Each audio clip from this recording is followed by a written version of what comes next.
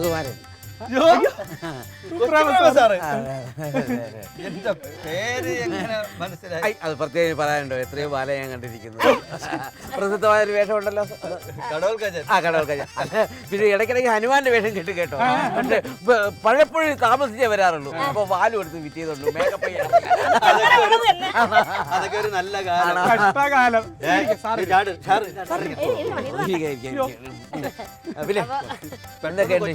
കണ്ടപ്പോ ഞാൻ അന്താളിച്ചു. ഞാന് ശശി ശശി ശശി ശശി. PKM ശശി എന്ന് പറയും. എന്തോ PKM? PKM പുലി കിടന്ന മടയിൽ ശശി. പുലി ഇപ്പോഴും ഉണ്ടോ അവിടെ? പുലി ഇപ്പോഴും പണ്ടുണ്ടായിരുന്നു. തറവാടിത്തം അപ്പൊ മടയനായി ഇയാൾ മാത്രമേ ഉള്ളൂ. ഇപ്പൊ എലി കിടന്ന മടയിൽ ശശിയാണ്. കൂടെ കൂടെ ഞാൻ വിളിച്ചോണ്ട് പോവാറുണ്ട്. രാഷ്ട്രീയമൊക്കെ എങ്ങനെയുണ്ട് ഇപ്പൊ? രാഷ്ട്രീയം കിടക്കുന്നു. ഞാനിപ്പോ ഭരണപക്ഷത്താ. എപ്പോഴും ഭരണപക്ഷത്താണ്. കക്ഷികൾ ഭരിക്കുന്ന എവിടെയാണോ അവിടെ ഞങ്ങളുടെ രാഷ്ട്രീയ പാർട്ടി ഉണ്ടാവും. സാറേ വിരോധം ഇല്ലെങ്കിൽ ഒരു കൈ ഒന്ന് കൊടുത്തേക്കണേ. കുറെ നേരം കൊണ്ട് നീട്ടുന്നു. എന്റെ പേര് ഞാൻ വാസു. പോലീസിലാ. ഭയങ്കര ലാത്തിയാ. മണിക്കുട്ടൻ. ഇവിടെ ചായടി തന്നെ, പ്രത്യേകിച്ച് ഒന്നുമില്ല. കണ്ടപ്പോ മനസ്സിലായില്ലേ? ഞാൻ സുകുമാരൻ. ഓ അത് പ്രത്യേകിച്ച് പറയേണ്ട കാര്യമില്ലല്ലോ. എത്രയോ ബാലയെ ഞാൻ കണ്ടിരിക്കുന്നു. അയ്യോ പ്രേമസാർ ഇതുവഴി പോയപ്പോ ഇവിടെ ഒന്ന് കേറാൻ തോന്നിയല്ലോ. അത് അടുത്ത ഒരു ഷൂട്ടിംഗ് ഉണ്ടായിരുന്നു. അവിടെ ചായ കൊണ്ടുവരുന്ന ഒരു പയ്യനുണ്ടായിരുന്നു. ഇങ്ങനെ പണ്ട് ബാലയിൽ അഭിനയിച്ച ഒരാളുണ്ടെന്ന്. ഞാൻ ഈ കലാകാരന്മാരെ കണ്ട ഉടനെ തന്നെ അവിടെ ആകിലും പരിചയപ്പെടാൻ ശ്രമിക്കുന്നു. പക്ഷെ അവൻ ഉദ്ദേശിച്ച വേറെ ആരെങ്കിലും ആയിരിക്കും. അല്ല അവന് ഉദ്ദേശം എന്തായിരുന്നാലും ഈ കലാകാരന്മാരെ പരിചയപ്പെടുക എന്നുള്ളത് എന്റെ ഒരു ഞങ്ങൾക്കും. സിനിമകളൊക്കെ എങ്ങനെ പോകുന്നു? സിനിമകളൊക്കെ ഒരുപാടുണ്ട്, ഒത്തിരി കുഴപ്പമില്ലാതെ പോകുന്നു. അവസാനം ചെയ്ത പടം ഞാനിപ്പോ ലാസ്റ്റ് ചെയ്ത പടം എന്ന് പറഞ്ഞാൽ ചോട്ടാ മുംബൈ. എല്ലാ സിനിമയും കാണുവോ? പിന്നെ എല്ലാം കാണും ഞാൻ. ചോട്ടാ മുമ്പേ ഇന്നലെ എപ്പോ? പക്ഷോ അപ്പൊ ചായക്കട വയ്ക്കാറില്ലേ? ഇല്ലെന്ന് ഇവിടെ പിന്നെ ആരുമില്ല. പക്ഷെ പടം കാണണമെങ്കിൽ പാൽക്കട ഇരുന്ന് തന്നെ കാണണം. ടിക്കറ്റില്. അതെ, അത് വല്ലവന്റെ പൈസ തന്നെ കാണണം. വെറുതെ അല്ല ഇതിനകത്ത് കിടന്ന 14 രൂപ ഇന്നലെ ഞാൻ നോക്കിയപ്പോ കാണാൻ അല്ലേ? ഞാൻ പിന്നെ ഇപ്പൊ അതിലെ ഞാൻ അതിലൊരു ബാങ്ക് മാനേജർ, ഒരു ചെറിയ വില്ലൻ കളിയാണ് അതിൽ. സാധാരണ കോമഡി ആണല്ലോ ഞാൻ ചെയ്യുന്നത്. പക്ഷെ ഇതിലൊരു ഇച്ചിരി വലിയ വില്ലൻ കളിയാണ് കളിച്ചിരിക്കുന്നത്. നല്ല അഭിപ്രായമുണ്ട്. നല്ല ഫോൺ കോൾസ് ഒക്കെ ഒത്തിരി വരുന്നുണ്ട്. ലാലുമായിട്ടൊക്കെ ഇടപെട്ടുള്ള കളിയാണ്. എനിക്ക് മറ്റേ പടം കണ്ടോ ദിലീപിന്റെ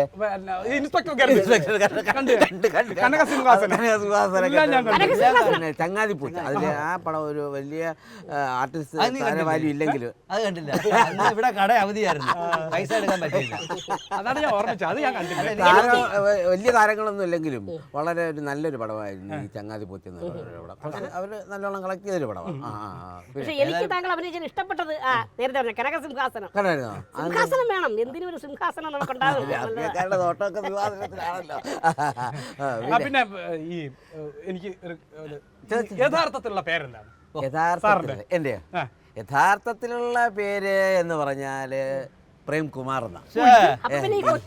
കൊച്ചു എന്ന് പറഞ്ഞാൽ ഈ നമ്മുടെ ഈ സിനിമാ രംഗത്തും നാടകരംഗത്തും ഒരുപാട് പ്രേമന്മാരുള്ളത് കൊണ്ട് ഞാൻ സ്വയം സ്വീകരിച്ചൊരു പേര്. മാത്രമല്ല എൻ്റെ ഏറ്റവും അടുത്തൊരു സുഹൃത്തുണ്ടായിരുന്നു പ്രേംകുമാർ എന്ന് പറഞ്ഞു. എൻ്റെ യഥാർത്ഥ പേര് പ്രേംകുമാർ എന്നാണ്. KR പ്രേമനും KS പ്രേമനും അങ്ങനെ. അപ്പോൾ ഈ പേരുകൾ തമ്മിൽ ഒരു കേൾക്കുന്ന അദ്ദേഹം ഇപ്പോൾ ഇല്ല, മരിച്ചു. എങ്കിലും അത് അദ്ദേഹത്തിൻ്റെ ഒരു ഓർമ്മയ്ക്ക് വേണ്ടിയിട്ടും കൂടെയാണ് ഈ പേര് ഞാൻ ഇട്ടിരിക്കുന്നത്. അദ്ദേഹം നീളമുള്ള ആളും. ഒരിടത്ത് നാടകം കളിക്കാൻ പോയപ്പോൾ ഞങ്ങൾ ഒരു തീരുമാനമെടുത്തു. അപ്പോൾ ഈ അതിൻ്റെ തലേ ദിവസം ഒരു പത്രത്തിലൊരു ഞങ്ങൾ കളിക്കുന്ന നാടകത്തെ പറ്റി ഒരു ഇൻ്റർവ്യൂ ഉണ്ടായി. ആ ഇൻ്റർവ്യൂവിൽ ഇങ്ങനെ പ്രേമൻ വളരെ മനോഹരമായി വേഷം കൈകാര്യം ചെയ്തു എന്ന് പറഞ്ഞു. അപ്പം ഞാനാണോ പ്രേമൻ, മറ്റവരാണോ കൈകാര്യം? രണ്ടുപേരും ഒരു നാടകത്തിൽ അഭിനയിക്കുമല്ലോ. അപ്പോൾ ഇത് കൺഫ്യൂഷൻ വന്നപ്പോൾ തമാശയ്ക്ക് വേണ്ടിയിട്ട് ഹോട്ടൽ റൂമിൽ ഇരുന്നപ്പോൾ പറയും നമുക്ക് നാളെ ഇന്ന് മുതൽ അനൗൺസ് ചെയ്യാം, നമുക്ക് പേരുകൾ തമ്മിൽ മാറ്റാം. അപ്പോൾ ഞാൻ തന്നെ പറഞ്ഞു, എന്നാൽ ഞാൻ ആളിൽ ചെറുതായതുകൊണ്ട് കൊച്ചു പ്രേമനും, നീ വലിയ ഇച്ചിരി സൈസുള്ളത് കൊണ്ട് പിന്നെ വലിയ പ്രേമനും എന്ന് അന്ന് ചുമ്മാ ഒന്ന് അനൗൺസ് ചെയ്തു. പക്ഷേ അതങ്ങ് പതിഞ്ഞു. അതൊരു നമ്മുടെ ഒരു ഭാഗ്യ പേരുമാറ്റം കൂടി ആയിരുന്നു എന്ന്. സാറിന്റെ ഫാമിലിയിൽ എല്ലാവരും കലാകാരന്മാരാണോ? എല്ലാ മിക്കവാറും കലാകാരന്മാർ, പിന്നെ അറിയപ്പെടുന്ന കലാകാരന്മാരെന്ന് പറയാനില്ല. അതായത് എൻ്റെ അച്ഛൻ ഒരു ഹൈസ്കൂൾ ഹെഡ് മാസ്റ്ററും അധ്യാപകനും ഒക്കെ ആയിരുന്നു.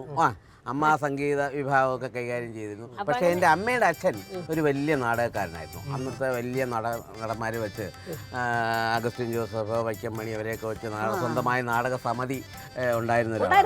സ്വന്തമായ നാടക സമിതി ഉണ്ടായിരുന്നു. അപ്പൊ ആ ബ്ലഡ് ആയിരിക്കും ഇവിടെ ഏതെങ്കിലും ഒരു കലാകാരൻ വന്നാൽ കറക്റ്റ് പാസ് ഈ ഒരു കലാകാരന്റെ പല നാടകവും ഞാൻ കണ്ടിട്ടുണ്ട്. നാടകം ഞാൻ കണ്ടിട്ടുണ്ട് ഒരു അമ്പലപ്പറമ്പിൽ വെച്ച്. നൈറ്റ് ഡ്യൂട്ടി ഒക്കെ അവിടെ ആയിരിക്കും. ചോദിച്ചു മേടിക്കും നാടകം ഉണ്ടെങ്കിൽ. പിന്നെ ഇവിടെ തന്നെയാണല്ലോ എപ്പോഴും കാണുന്നത്. നാടക സമയമാകുമ്പോൾ അവിടെ എത്തുമല്ലോ. അപ്പൊ പ്രമേശ് സാർ, ഇവിടെ രാവിലെ കട തുറന്നു കഴിഞ്ഞാൽ ആശാൻ പഴയ ബാലക്കാരനാണ്. ഭയങ്കര വിശ്വാസമില്ല. അങ്ങനെ ഈ ആശാൻ പണ്ട് ബാലയ്ക്ക് പോകുമ്പോ ഒരുപാട് അനുഭവങ്ങൾ പറഞ്ഞിട്ടുണ്ട്. എല്ലാം അടികിട്ടിയ അനുഭവങ്ങളാണ്. അല്ല, അത് ഇവർക്ക് പറഞ്ഞാൽ മനസ്സിലാവത്തില്ല. നമ്മളീ നാടകക്കാർക്കും ബാലയക്കാർക്കും ഒക്കെ ഒരുപാട് വേദനിപ്പിക്കുന്ന ഓർമ്മകളും സുഖമുള്ള ഓർമ്മകളും ഇവിടെ മൊത്തം ദുഃഖമാണ്.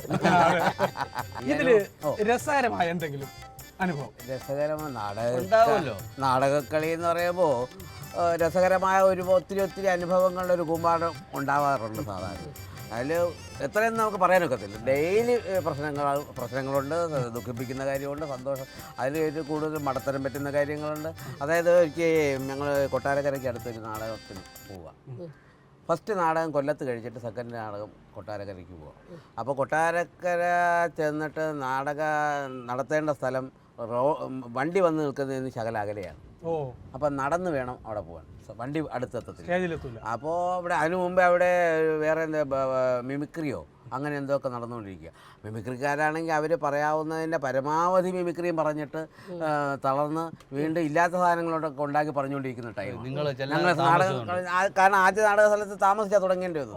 പിന്നെ ആ പടച്ചടിച്ചാണ് ഇവിടെ എത്തുന്നത്. ഇവിടെ എത്തി ഞങ്ങൾ ഇപ്പം ഇത്ര ദൂരം കൂടെ ആയെന്നപ്പോഴും വലിയ പ്രശ്നമായി. അപ്പോൾ ഞങ്ങൾ സെക്രട്ടറി ചെന്ന് പറഞ്ഞു, ഞങ്ങൾ എത്തിയിട്ടുണ്ട്, ഞങ്ങൾ സാധനങ്ങളൊന്നും അതുവരെ സ്റ്റേജിൽ എത്തിച്ചേരണം, വണ്ടി വരാത്തത് കൊണ്ട് എന്ന് പറഞ്ഞുകൊണ്ട്. അപ്പോൾ കമ്മിറ്റിക്കാരെ കൂടെ ചേർന്ന് ഒരു കാര്യം ചെയ്യാം, നമുക്ക് സാധനങ്ങളൊക്കെ കൂടെ ഇറക്കി അവരെ സഹായിക്കും, പെട്ടെന്ന് സെറ്റൊക്കെ കെട്ടി നാടകം കളിക്കാം എന്നുള്ള രീതിയിലായി. അപ്പോൾ ഇങ്ങനെ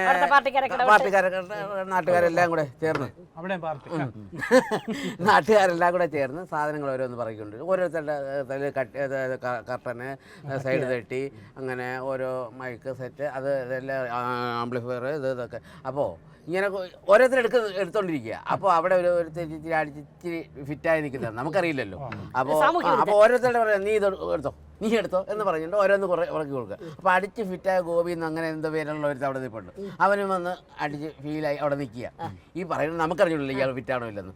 ഗോപി നീ എടുത്തോ എന്ന് പറയും. ഈ ആംപ്ലിഫയറേ, ആംപ്ലിഫയർ 2 ആംപ്ലിഫയറാ. ആംപ്ലിഫയർ ഗോപി നീ ഇതെടുത്തോ എന്ന് പറയും. ഗോപി ഇത് എടുത്ത് വെച്ചിട്ടുണ്ട് അവിടെ നിന്ന് കറങ്ങുക. ഗോപി നീ ഇതെടുത്തോ, നീ കൊണ്ടുപോ എന്ന് പറഞ്ഞു. ഗോപി കൊണ്ടുപോയി സ്റ്റേജിലല്ല, അവനെ വീട്ടിൽ കൊണ്ടുപോയി. ഇവിടെ വന്ന്